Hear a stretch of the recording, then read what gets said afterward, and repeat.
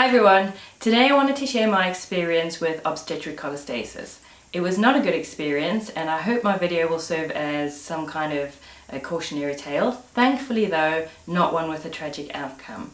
Obstetric cholestasis or intrahepatic cholestasis of pregnancy is a liver condition and it's very rare. Apparently 0.7% of pregnancies in the UK are complicated by obstetric cholestasis or OC. But what happens is the bile flow from the liver is restricted somehow for some reason, and then the bile salts back up in the liver.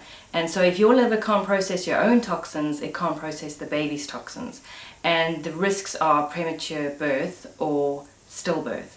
So it's quite serious, it needs to be taken seriously. There are some drugs that you can be on them short term and they will buy you some time to get further along in your pregnancy, but not premature, early delivery is recommended by 37 weeks when you kind of reach term. OC usually presents in the third trimester, but it can present earlier, and that's when the drugs are helpful to kind of get you along. So the main symptom that you'll experience if you have OC is itching. It is the worst, most torturous itching I've ever experienced in my life. There's no describing it. And it is relentless. No matter how much you scratch, you just can't ease that itch. It is all over your body. I mean, pregnant women itch, like your belly gets itchy. No, this is all over your body. It's worse in the palms of your hands and in your feet, and it's worse at night. It is, like I said, I can't even describe how awful it is. It's right deep inside your skin. It's not like there's an itch on the skin that you can rub, and you can't not scratch it. It's awful, but when you scratch it, there's no relief. I would be like scratching myself with hairbrushes, and yeah, it's just horrible. So if you begin itching, please go and ask for a liver function test and a bile salts test. So my story begins when I was about 35 weeks pregnant with Daniel, and I realized I'd been itching for a while and it was getting worse, and I was itching all over. And I didn't know what this was, so I got on good old Google. You're not going to just run to the doctor for everything. I mean, when you're pregnant, you have all kinds of weird symptoms and it's like all normal. So I just Googled like, what can I do for relief, or what is this? And that's when I became aware of OC. So I phoned the doctor to get a bile salts and liver function test, because that's what you have to do if you think you might have OC.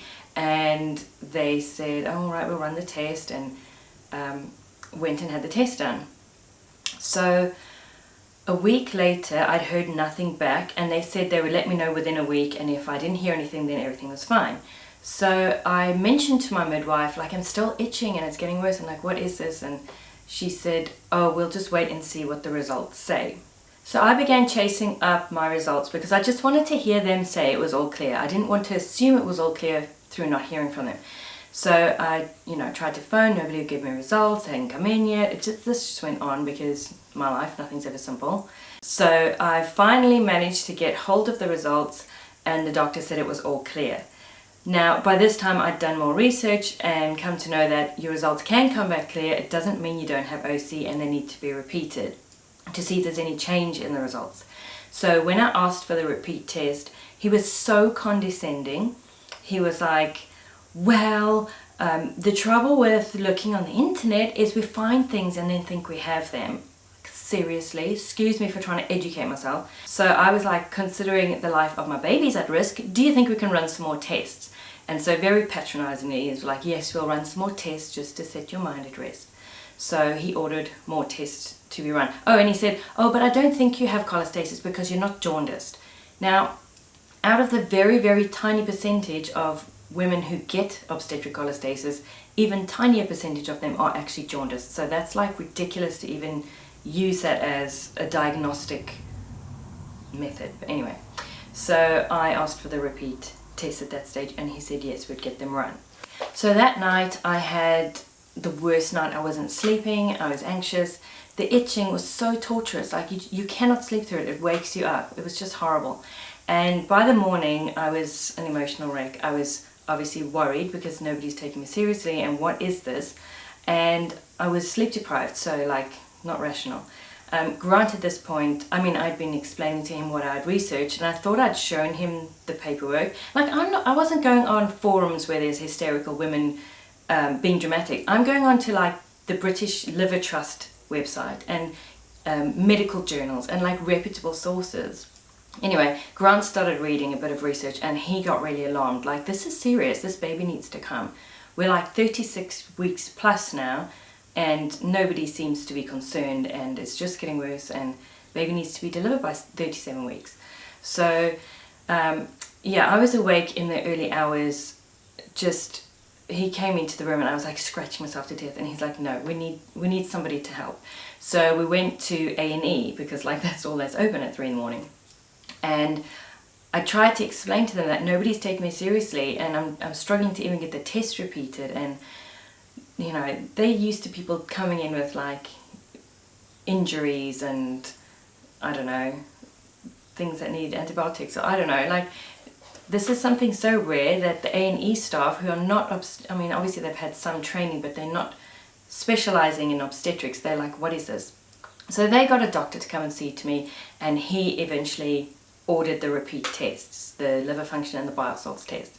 So because I'm saying, look, I'm not going, oh, I've got cholestasis, you have to believe me. Like, I don't have a medical degree. Maybe I don't have cholestasis, fine, whatever. But what is this? Because this is not normal. I shouldn't be itching this badly. Like, I'm not coping, I'm not sleeping, it's torture. Like, so if it's not cholestasis, fine, whatever. Nobody wants to tell me I have cholestasis. Then what is it? Because nothing is giving me relief, and I'm concerned that there's something wrong. Something is wrong. Sorry, backing up. When I first asked for blood test at the doctor's, I asked just for the liver function test because I thought that's the one you needed to ask for, and that came back normal.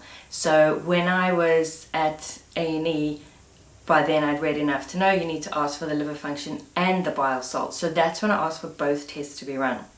Okay, so after that, the tests have been run, carry on, have my midwife appointment, everything's fine. She's like not involved in this at all. Like, obviously I told her, but she didn't know what to do, I guess, or she didn't do anything. So now it's a week and a half later, and we were visiting with friends, and the wife was a nurse, and I started, because she was saying, how's it going, and I just like burst into tears and started telling about how worried I am and how I'm suffering with this itching. And I mean, I was outside in like 0-degree weather, barefoot, trying to freeze my feet just to get some relief from the itching. Things like this. I tried eliminating things from our diet. I tried every kind of thing you could put on it: tea tree oil, lavender, oatmeal baths, calamine lotion, antihistamines, everything. Like, there was no rash and nothing helped. Anyway, so I mentioned this to the woman, and she's a nurse, and she was like, you need to go to the hospital, take your bag with you, and do not leave until somebody takes you seriously. Like, this is serious and you need to be there and not leave. So that's what we did. Went down to the hospital, I had my bags packed. I was like, I'm not leaving until somebody actually listens to me and gives me some answers and gives me some help. So this was on the Friday night. So we go down, we check ourselves into the hospital. I'm like, I'm not leaving. So they get me in, and the first thing they do when you're pregnant is they look at your notes and they put a tracing on. They just check that baby's doing okay. So while they're doing this, they go off to look for a doctor because, yeah, they don't know what to do with me. So they find a doctor who actually knows about cholestasis, and she said, or he said, I can't even remember, that it doesn't matter that the liver function tests have come back normal. The bigger clinical picture is more important, and chances are I've got OC. So I'm like, brilliant, finally somebody's actually going to take me seriously. And so they said they were going to keep me in overnight, monitor me and the baby, and then run the bile salts test, or wait for those results to come back because it had already been run, and keep me in until they came back. So they kept me in overnight, everything was fine, baby was doing great, and then they said, okay, they'll send me home this Sunday. That was the Friday, Saturday. Yeah, kept me in overnight, and then send me home the Sunday, and then the Monday and the Wednesday keep going in for tracings and make sure that the baby's okay. So basically they sent me home after that. And I think my bile salts were due to come the Wednesday, I'm not sure. This now is about 10th of November. And spoiler alert, Daniel was born on the 14th. So that's what I did. I went home, went back just to make sure everything's okay and have baby monitored. Still not sleeping at night, getting more and more concerned because I'm getting later and later in my pregnancy. I think at that point we'd gone over 37 weeks. And while it was reassuring to know, to be monitored and know that the baby was doing okay. My concern was I can be on the monitor for an hour and everything looks great, go home, and then like 6, 7, 8 hours later, baby's in distress. So I was like, that's not actually going to help.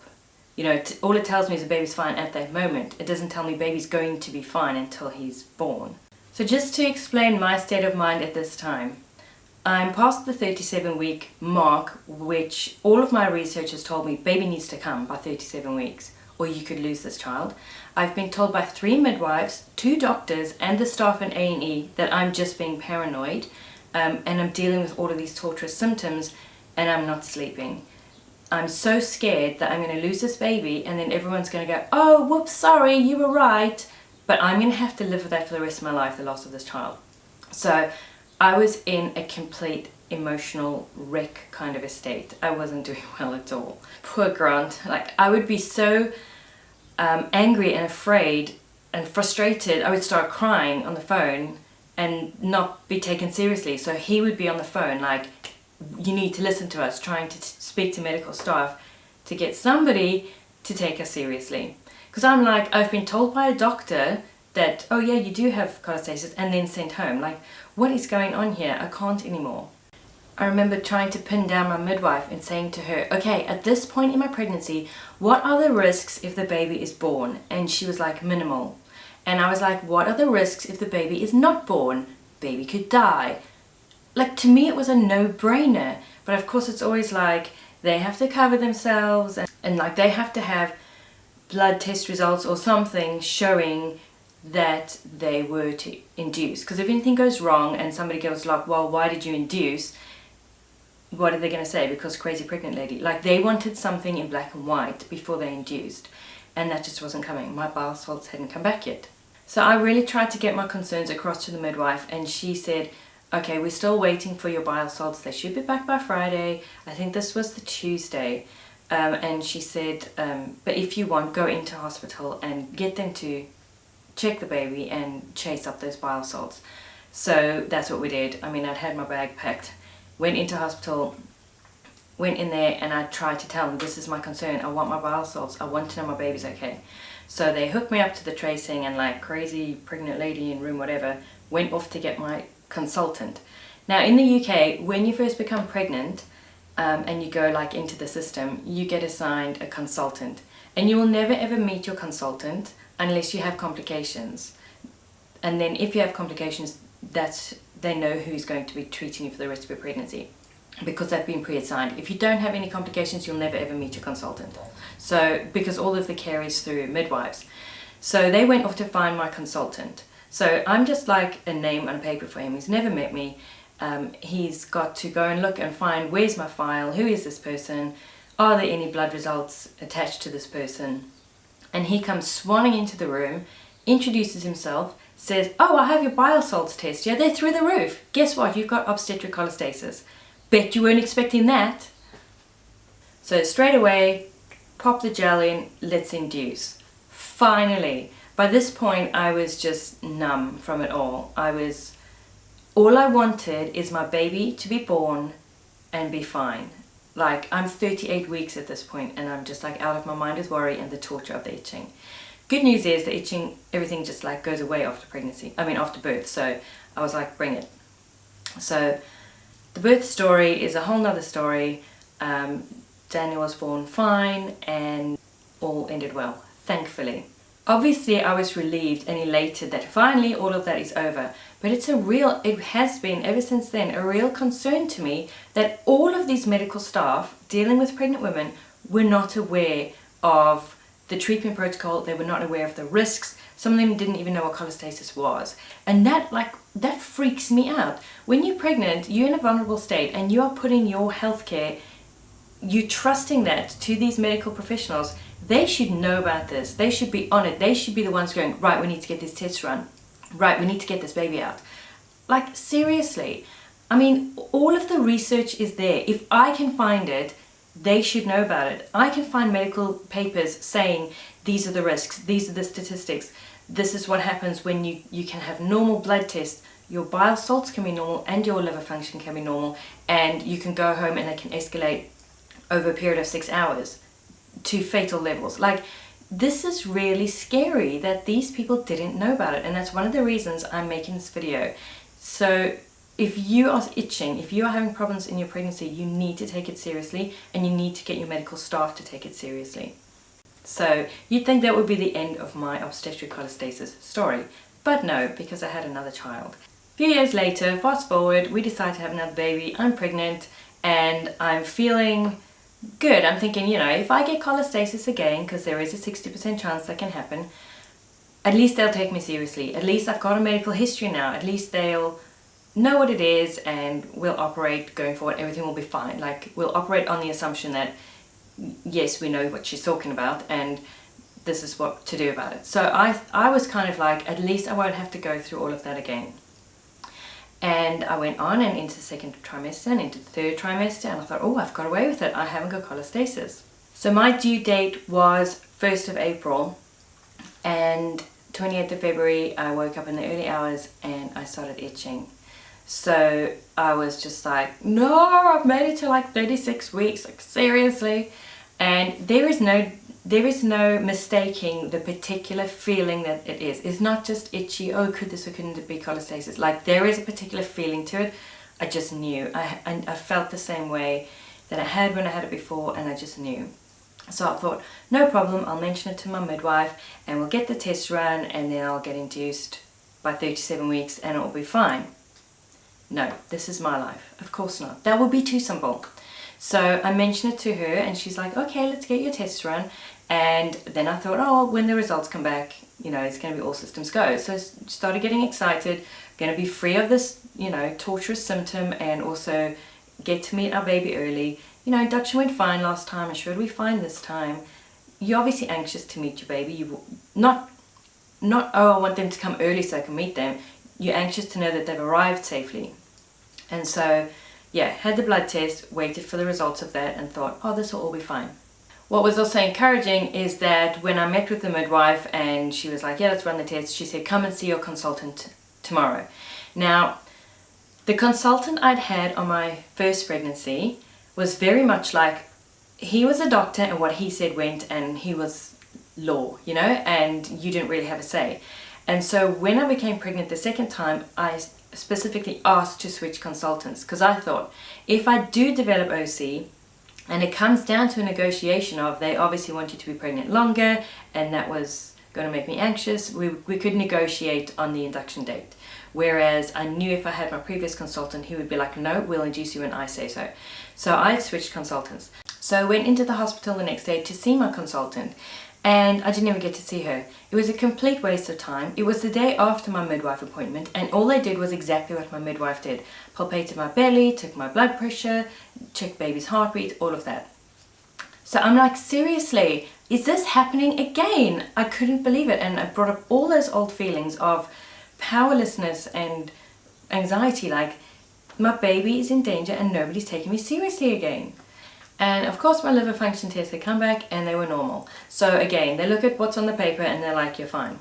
My bile salts weren't back yet. So I cried all the way home in the car. I was like a hot mess again, thinking like, I can't believe this is happening again and nobody's taking me seriously. So I went and did like more of my research, like, am I being paranoid? Am I overreacting? You start to doubt yourself. When everybody's kind of telling you you're crazy, you start to doubt yourself. And the things I was finding were, like, I've got notes from my journal. The things I was finding were saying bile acids can triple in value in a matter of 24 hours. And because there is no way to evaluate the bile acid in the unborn baby, it is suggested to deliver early. And since the cause of death in the fetus is regarded as a sudden event, problems are often detected only when it's too late, even with vigilant monitoring. So these are my concerns. I'm like, all monitoring tells me is baby's fine while I'm on the monitor. Like, seriously. So I still haven't seen my consultant to actually discuss this. I'm just in a state by this point. So Grant's getting on the phone because, like, I can't even function like a normal human being and be assertive and all that jazz, because no, pregnant hormones and sleep deprivation and anxiety. So he's getting on the phone and he's really pushing. He's like, we need to speak to somebody and we need to get some answers. So we got called in to see somebody who was on my consultant's team, still not even my consultant. So we're going to speak and discuss all of the risks and all of the concerns and blah, blah, blah, blah, blah. So that's when my bile acids had come back and they said they were within normal range. So I was like, well, what does that mean? And they said my bile acid levels were 3 and normal is 1 to 10, and they start diagnosing OC when it gets to 14. And just for reference, when my test came back with Daniel, I was 33. So the fact that mine were 3 was reassuring to me. I was like, okay, even if no one takes me seriously and I have to go to term, hopefully we'll be okay. But the concern is, and that's not usually taken into account when they run these tests, is these tests are run against a normal baseline or normal range. And the normal range of 1 to 10 is a non-pregnant range. Now, in your 3rd trimester, some of your liver enzymes drop. So 3 could be really, really raised for me in my 3rd trimester, but because it's within the normal range that they reference against, they won't do anything about it. What should have happened was at the beginning of my pregnancy, they should have taken and at the beginning of each trimester, they should have taken a baseline test to be what is normal for me, so that if there's a raised levels for me, they would know. Now the trouble is, at this point, 36 plus weeks, we don't have time to watch it play out. Oh, what are they going to do? They could shoot up overnight, baby could be in distress, and we could lose him. So again, I'm in the state, they're just looking at the figures, they're not actually looking at the bigger picture, they're not actually looking at what this is doing to me, they're not actually looking at what are the risks if we leave him in and what are the risks if we induce him. They are all just about, these are what the numbers say. So all they keep saying is, come in for tracing tomorrow, come in for tracing tomorrow, or for monitoring.